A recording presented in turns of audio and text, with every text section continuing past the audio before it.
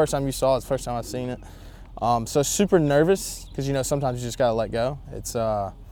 But it's kind of cool. Harold Varner III isn't sure where this goes next, but he does know it's only the beginning. If there's another kid that sits here in 20 years, it's like, man, I played in this tournament 30, I'd be like, you know, I'd be in my grave, you know, just rolling there laughing. In 30 years, Varner would only be 58, but you get the point. Even now, he's thinking about the future of golf. I just thought it was a good time, you know, like I wanted to do it when I was a rookie. Like I wanted to do something to get kids involved in golf. It's pretty special to me because like I wouldn't be where I was without, you know, golf. And so at Kramer Mountain Country Club in Gastonia last month, 10 high schools, including Varner's alma mater Forest View, participated in the first HV3 Invitational Tournament, with Varner there as host. I don't know if they care if I'm here, you know, like I wouldn't, like if someone's name's on a tournament, I never cared if they were there.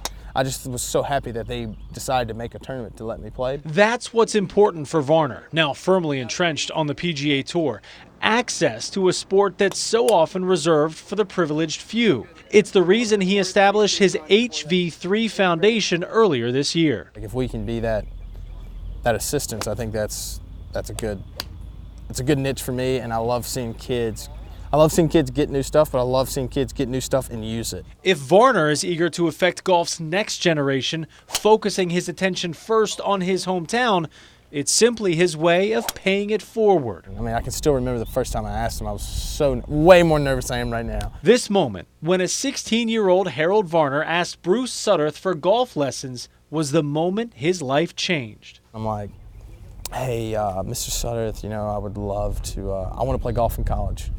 And he looks at me and he's like, well, I'll meet you on the range at 10 tomorrow morning. They still meet to this day. I got a lesson with him at 8:30 tomorrow on my putting. But more than developing his swing, Sutterth taught Varner how to be a professional, never once asking for anything in return. I tried to pay him when I started making money, and he wouldn't take it. Varner has never asked Sutterth why he said yes to those pro bono lessons 12 years ago. I probably never will, because like, I'll start crying, I'll be all messed up.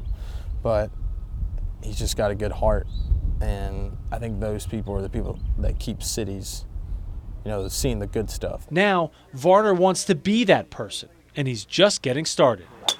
That's what it's about to me. That's why, like, someone helped me, so this is like why this is important to me. We don't need to be established, we just need to go for it. And if you fail, like, who cares? We'll get back on the horse and ride it again.